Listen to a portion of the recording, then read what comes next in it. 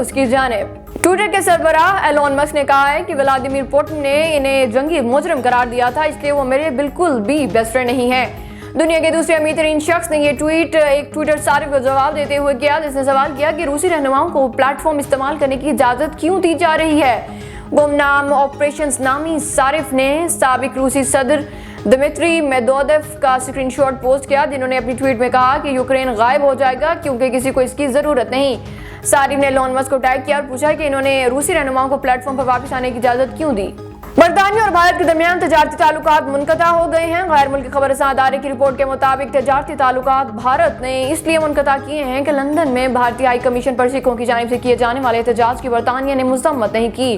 برطانوی حکام نے اس ضمن میں کہا ہے کہ بھارت نے واضح پیغام دیا ہے کہ جب تک خالصتان کے حوالے سے مذمت نہیں کی جاتی، اس وقت تک دونوں ممالک کے درمیان تجارتی تعلقات پر گفت و شنید نہیں ہو سکتی۔ 19 مارچ کو سکھ مظاہرین نے لندن میں بھارتی ہائی کمیشن پر احتجاج کیا تھا اور اس دوران عمارت پر لگا ہوا بھارتی جھنڈا بھی اتار دیا گیا تھا۔ احتجاجی مظاہرین نے سکھ رہنما امرتپال سنگھ کی گرفتاری کے لیے پولیس کی جانب سے کی جانے والی کارروائیوں کے خلاف شدید نعرے بازی بھی کی تھی۔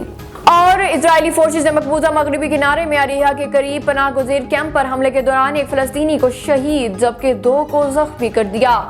فلسطینی وزارت صحت نے ایک مختصر بیان میں واقعے کی تصدیق کی ہے۔ عرب میڈیا کے مطابق اسرائیل کی جانب سے کی گئی کارروائی کے دوران زخمی ہونے والوں کو اسپتال منتقل کر دیا گیا۔ اسرائیلی فوج نے مزید تفصیلات فراہم کیے بغیر کہا کہ اس کی افواج اریحا کے قریب عقبہ جبر کیمپ میں کارروائی کر رہی ہے۔ یہ کارروائی مغربی کنارے میں فائرنگ کے ایک حملے میں 2 برطانوی اسرائیلی خواتین کی ہلاکت اور تدفین کے ایک دن بعد ہوئی۔